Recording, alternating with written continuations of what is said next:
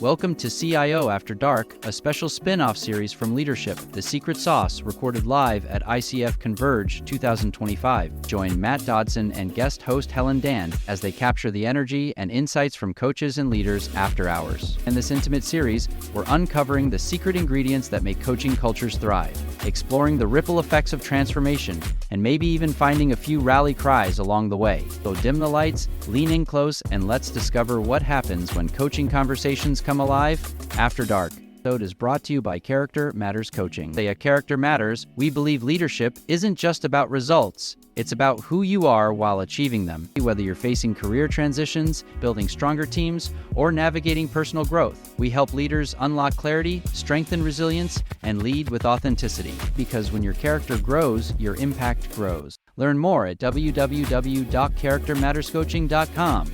In today's episode, we have Matt. That's great to have you here, Matt. Thank you for coming. And we're going to sit down and we just really want to know a little bit about your secret sauce, about who you are as a coach. Maybe hear your story, maybe some challenges that you face as a coach, and what you've learned so far at the conference, if you want to share that. And we encourage you as listeners to stick around and hear Matt's insights. So why don't we start off with the first question? Okay, awesome. Hi, Matt. So happy you're here. So, of course, over at Coaching and Organizations, we're often talking about coaching cultures, and you have some great insight about that. So, if a coaching culture had a secret ingredient, what would it be? That's a very interesting question. And you can maybe even start by telling us what you think a coaching culture. Yeah, that's a good way to start. So, to me, a coaching culture is a curious culture.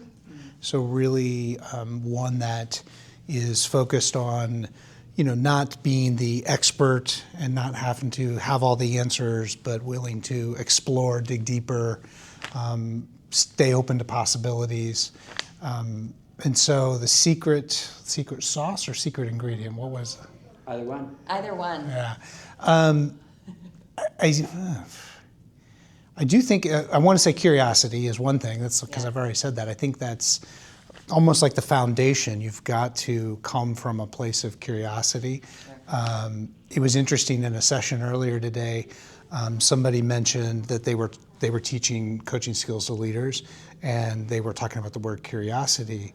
And she asked, when you hear the word curiosity, what does that mean? And somebody said, nosy.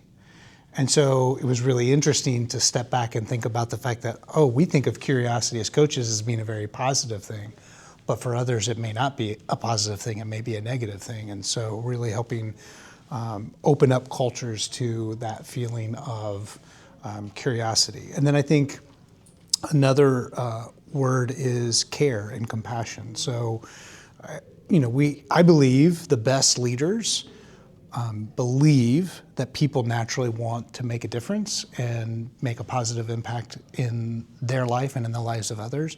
And so I think if you don't start with that positive care and compassion, you can't be an effective leader.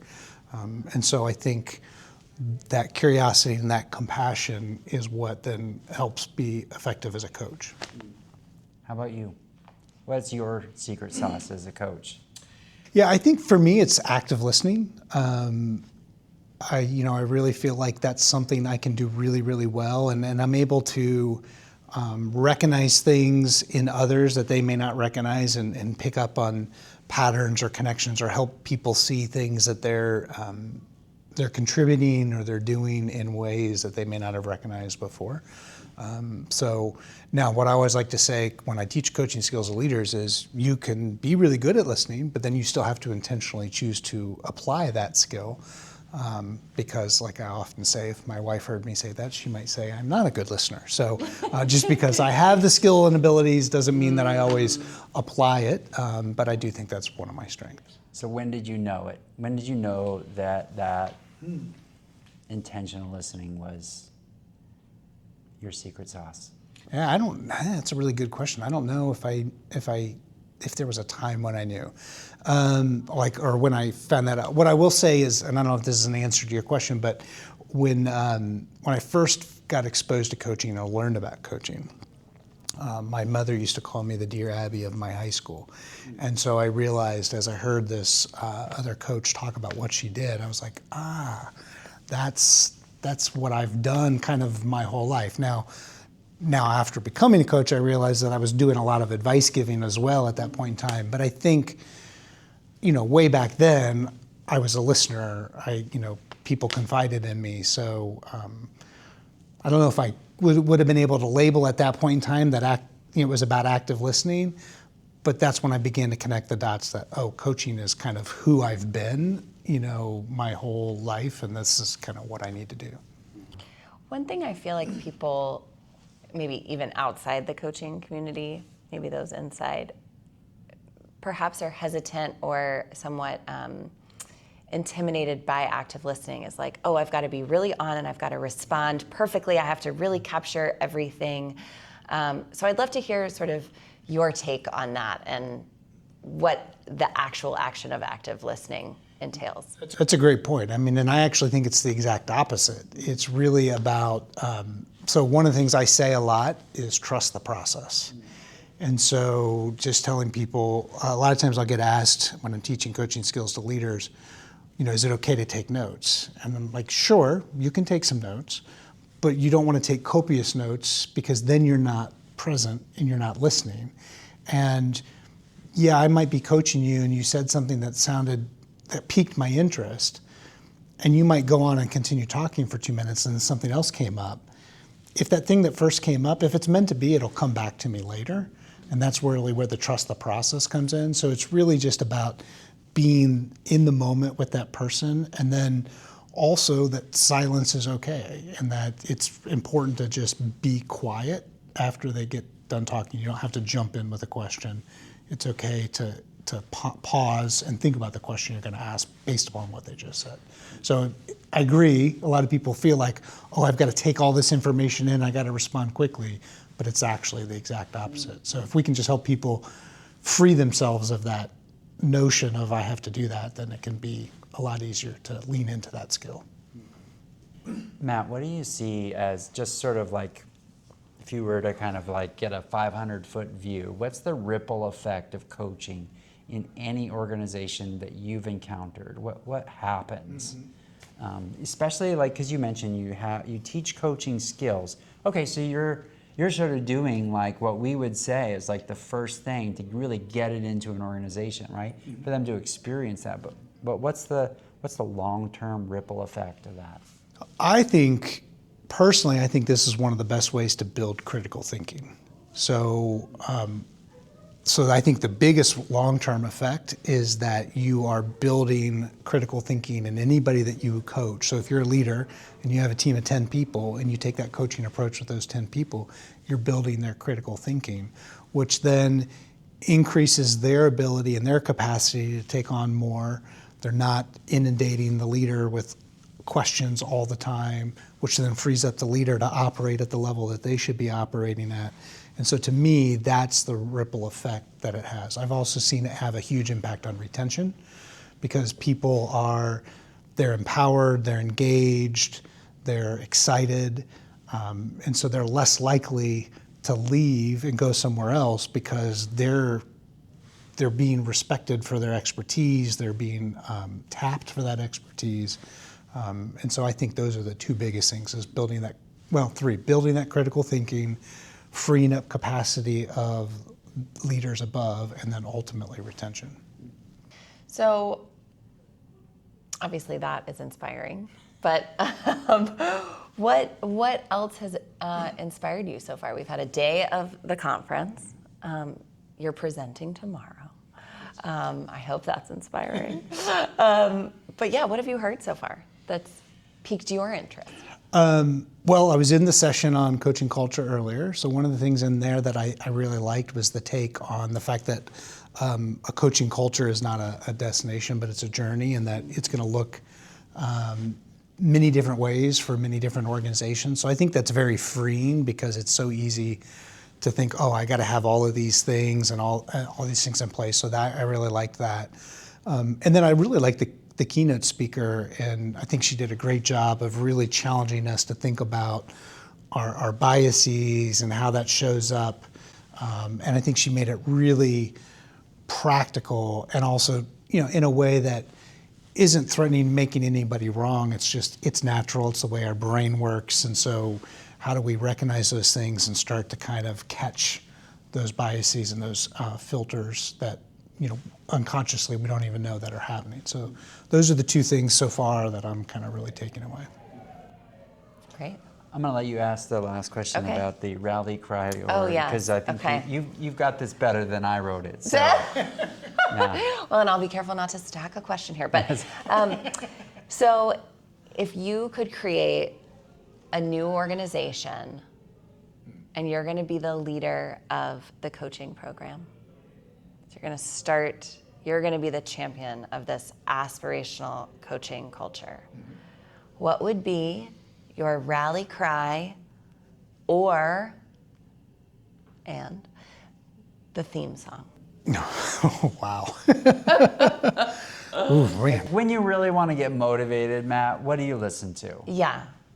What's the walk-on music for your coaching program? Oh, Dave Lipsky would be so proud of you. The walk-on music. Oh, wow.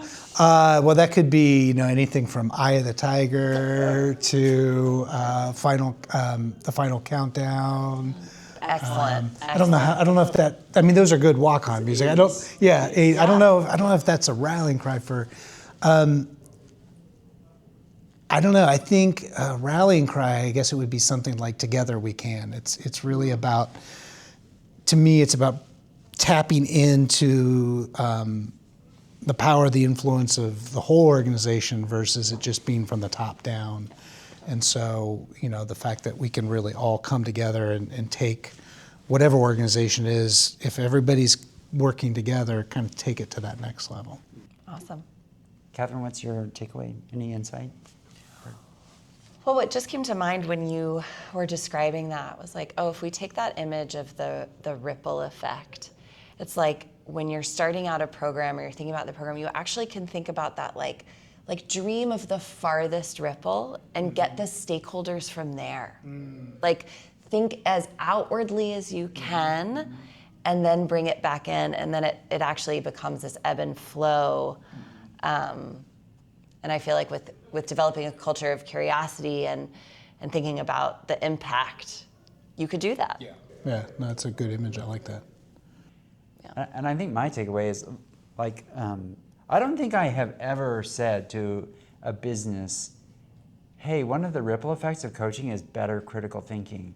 And I've totally missed it. I think I just feel like, I don't know why I missed it. I'm like looking for like appreciative inquiry and maybe all of these things that they would go, oh, that's so touchy-feely, Matt. Like me, Matt, not you, Matt. But critical thinking is like, oh, hey, look, this is a tangible like thing that you can say, hey, look, this is really going to help us. I mean, it's almost like what we would say is like, hey, if you dissent and you've made it safe to dissent, then our thinking is going to be better. Yeah. And the way to get to that dissent is to ask an open-ended question like, rather than you're an idiot, you're wrong. Yes. Right? I mean, I think that was my really kind of takeaway. So I probably haven't described the benefits of coaching in terms that they appreciate. Right? I'm so used to speaking like an HR person, and they immediately turn off. They go, oh, well, you're HR. And so they don't, so thanks. Oh, you're welcome. Very cool. Matt, what's the best way people can get a hold of you? Is LinkedIn? Is there? Yeah, they can reach out to me on LinkedIn. My email address is long and convoluted, so I won't go through all that. But if you look for me on LinkedIn, it's the letter J, Matthew Becker, because there's a lot of Matt Beckers in the world, so I go by J, Matthew Becker. You're the most important one. Yeah. No offense to any other Matt Beckers listening. But yeah, LinkedIn is the easiest. Okay, great. All right, to our listeners, what is your secret sauce? We want to hear from you. Please share it on social and subscribe to the show and join our community for more ways to strengthen your leadership. Special thanks again to our show sponsor, Character Matters Coaching and Consulting. Do you ever feel like you're working hard but not making the impact that you were hoping? At Character Matters Coaching and Consulting, we help leaders and organizations move from stuck to unstoppable. Through our one-on-one coaching and team consulting, we don't just work on skills, we work on the leader behind those skills. Visit charactermatterscoaching.com to discover how we can help sharpen your edge, grow your influence, and lead with purpose. Until next time, thanks, Matt, for being here. My pleasure. Thanks for having me. Thanks for listening. If you love this podcast, please share it with another coach or leader. Make sure you go to the show notes to get all the resources from today's episode.